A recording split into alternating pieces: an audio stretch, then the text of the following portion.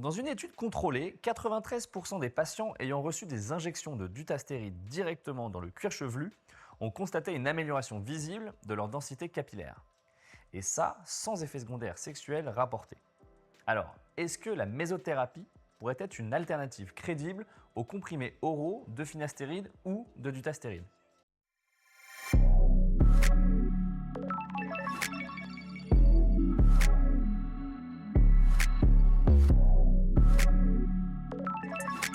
Hello les guys, moi c'est Nicolas, je suis le CEO d'Airdex.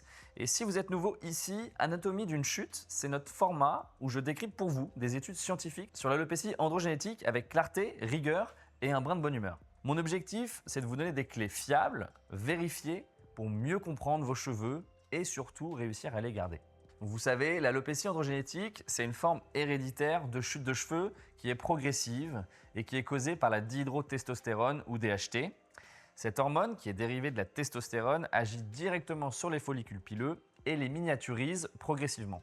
Le finastéride ou le dutasteride sont aujourd'hui les deux principaux médicaments capables de bloquer cette DHT. Le dutasteride est même plus puissant car il inhibe deux types d'enzymes, le type 1 et 2, qui sont responsables de la production de DHT. Alors c'est quoi le problème?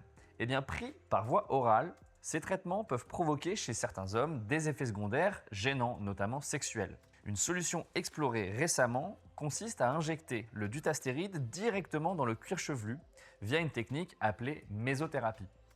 L'objectif est d'agir localement tout en minimisant les effets systémiques. La mésothérapie, c'est une technique utilisée depuis longtemps en dermatologie esthétique.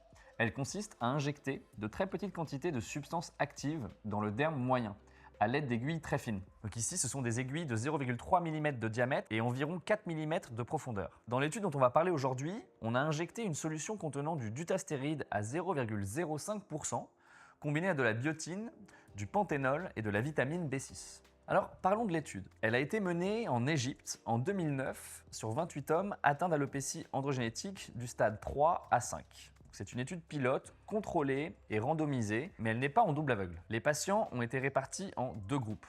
Le groupe 1, 14 hommes ont reçu 7 injections de dutasteride sur 12 semaines. Et le groupe 2, 14 hommes ont reçu un placebo. C'était une solution saline. Les injections ont été faites à l'aide d'une technique appelée nappage, avec une seringue de 1 mm et des micro-injections de 0,05 ml tous les 1 cm. Chaque patient recevait entre 1,5 et 2 ml par session, toujours dans la zone du vertex. Quelle est la fiabilité de l'étude? Il y a une randomisation, c'est donc correct. Malheureusement, il n'y a pas de double aveugle. L'échantillon est quand même très réduit, 28 personnes, c'est quand même assez limité. Il y a des bons critères d'exclusion qui sont assez stricts.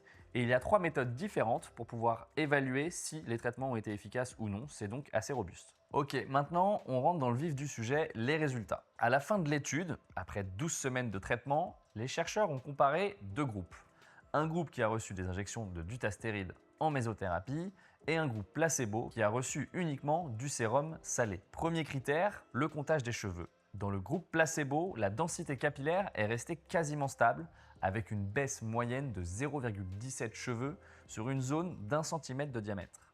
En revanche, chez les patients qui ont reçu le dutasteride, le nombre de cheveux a augmenté en moyenne de 7,74 cheveux sur cette même surface. C'est une différence statistiquement significative. Donc oui, ça marche vraiment mieux que le placebo. Deuxième critère, l'analyse des photos par des experts. Eh bien, 3 observateurs indépendants ont évalué les photos avant-après des patients. Eh bien, résultat, 92,9% des patients du groupe actif ont été jugés en amélioration contre seulement 28,6% dans le groupe placebo.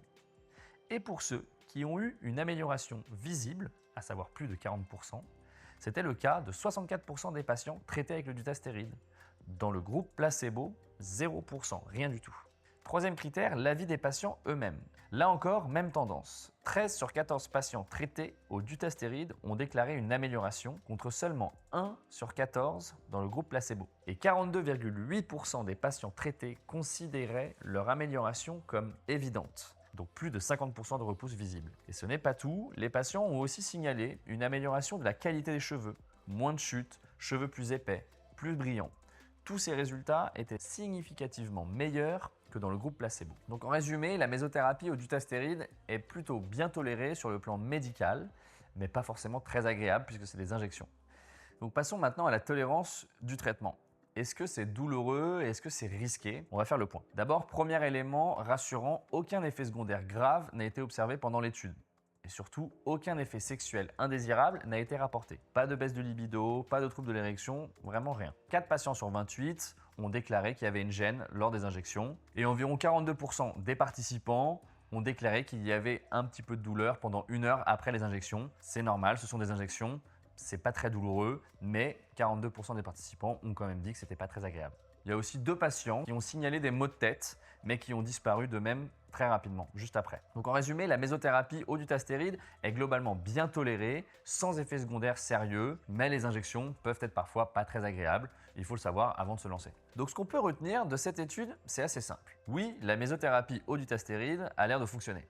En seulement 3 mois, on observe une amélioration nette de la densité capillaire et de la qualité des cheveux, mais également du ressenti des patients. Voilà. Et tout ça sans effet secondaire grave. C'est particulièrement intéressant pour les hommes qui hésitent à prendre du dutastéride ou du finastéride par voie orale, justement à cause des risques d'effets secondaires sexuels. Ici, l'approche est locale et ciblée, et ça semble bien toléré. Maintenant, soyons clairs, cette étude est encourageante, mais elle reste petite et limitée dans le temps. Il nous faut plus de données sur plus de patients et sur une durée plus longue pour vraiment valider ce protocole. Mais ce n'est pas un cas isolé.